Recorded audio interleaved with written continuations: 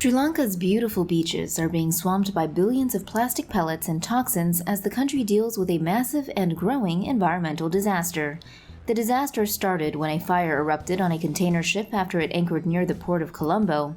The ship's owners have been aware of an acid leak on the ship for weeks, but say they could not fix the problem because Qatar and India would not allow the ship to dock there. Here are the details. The BBC reports that Sri Lanka is dealing with a growing environmental disaster as billions of plastic pellets, oil, and dangerous chemicals from a sinking ship smother its coastline. The container ship, Express Pearl, left the Indian port of Hazira on May 15th, heading for Colombo. The ship had earlier sprung a leak of highly corrosive nitric acid, but its owners claimed they had been denied permission by both Qatar and India to dock the ship.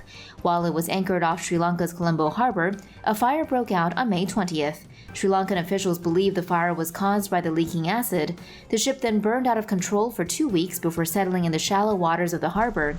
In that time, hundreds of shipping containers fell into the sea, releasing toxins and billions of plastic pellets into the ocean. The plastic pellets have already covered miles of Sri Lanka's famously beautiful beaches. Experts say the pellets still in the sea could travel as far as India, Indonesia, and Somalia. Local fishermen were told to stay out of the ocean, but the fishermen say they need to fish to survive and will need to be compensated by the government. Sri Lanka has launched a criminal investigation into the disaster and says it will seek compensation. Last month's oil spill in Mauritius could end up ruining one of the last great hotspots of marine biodiversity left on Earth.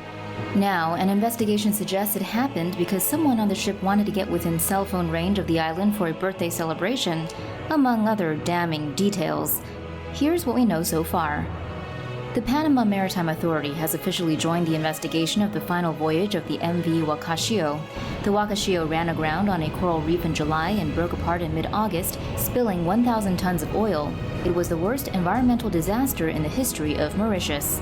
Mauritius is a small and poor island state in the Indian Ocean. It depends on fish, corals, and marine wildlife for food and tourism for its economy. The accident happened at Point Desny, a coral reef that lies near a marine park and is listed under the Ramsar Convention on Wetlands of International Importance. The Wakashio entered the Indian Ocean on July 16th. The Panamanian-flagged, Japanese-owned bulk carrier adjusted course on July 21st. The ship then entered Mauritius's exclusive economic zone on July 23rd. On July 25th, it changed course again and collided with the reef off the coast of Mauritius at 7:15 p.m.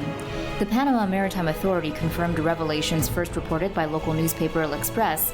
The Wakashio made a course change to get within 5 miles of Mauritius to pick up a cell phone signal for a crew member's birthday celebration. The investigation also found that the chart displayed on the Wakashio's electronic chart display and information system was the wrong chart and the wrong scale. This made it impossible to properly verify the approach of the coast and shallower waters. Mauritian waters are home to 1,700 species according to the UN Convention on Biological Diversity. Speaking to the BBC, Karina Chokan, a senior lecturer in marine biology at the University of Brighton, said there are very few such marine areas with such rich biodiversity left on the planet. An oil spill like this will impact almost everything there. Sunil Kumar Nandeshwar, the captain of the Japanese ship, was arrested last month and charged with unlawful interference with the operation of a property of a ship that resulted in unsafe navigation. The 58-year-old Indian national faces 60 years in jail if found guilty. The ocean around the South Atlantic island of Tristan da Cunha is said to become a fishing war zone, as it has been declared a marine wildlife sanctuary by the island's government. The move is designed to protect the area's wildlife and fish populations, which means it would be one of the last parts of the world's oceans that would contain large fish stocks. This would make it an irresistible target for the world's long-range fishing boats, which have overfished most of the world's oceans, leading to diminished fish populations globally. China's large fleet of long-range fishing boats are particularly infamous for their long history of poaching fish from nations as far away from China as South Africa and Argentina. According to The Guardian, the protected area is huge, 3 times the size of the UK, and the UK government would be responsible for enforcing the new no-fishing law. In a statement, British Prime Minister Boris Johnson called on other nations to join Britain in its ambition to protect 30% of the world's oceans. He said, "We are in danger of killing our seas.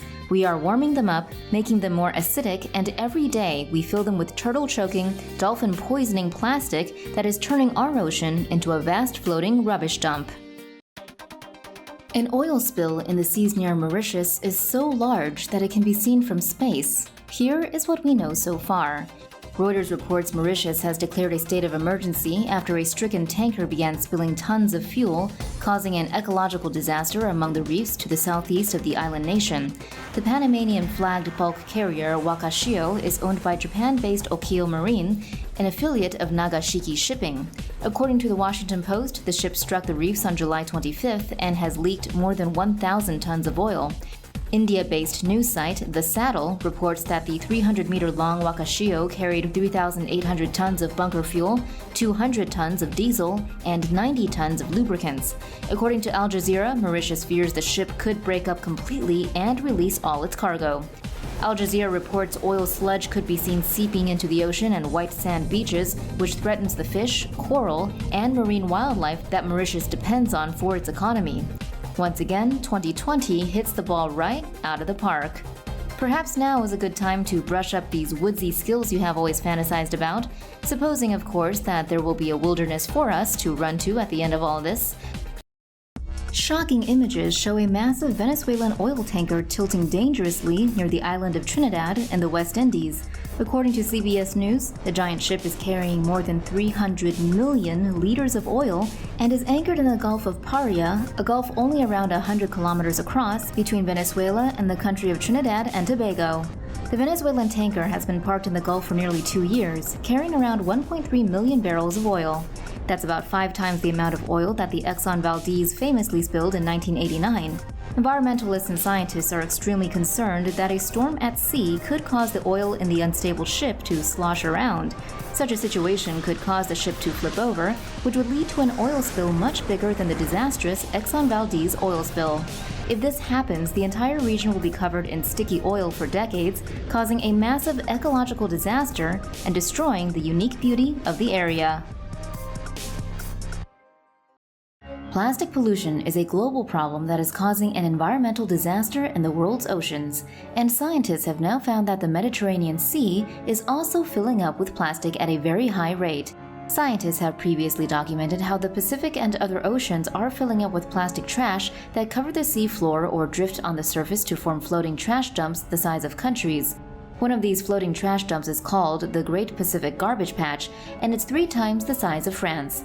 According to Reuters, scientists are now studying where all this ocean-destroying trash comes from, and have found that most of it comes from rivers in Indonesia, China, the Philippines, Vietnam, and Thailand. A recent study published by the International Union for Conservation of Nature has now also raised the alarm in the Mediterranean Sea. The study found that around 230,000 tons of plastic trash is dumped in the sea per year, and this number is expected to double by 2040 if ambitious steps are not taken soon.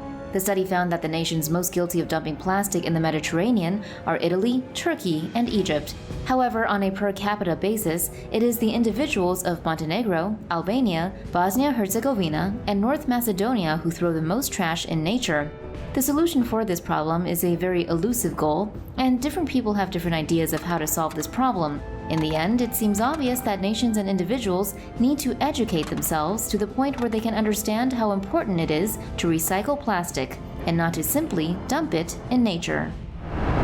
For more news animations and explainers, hit the subscribe and bell button to join the TomoNews family. Thanks for watching.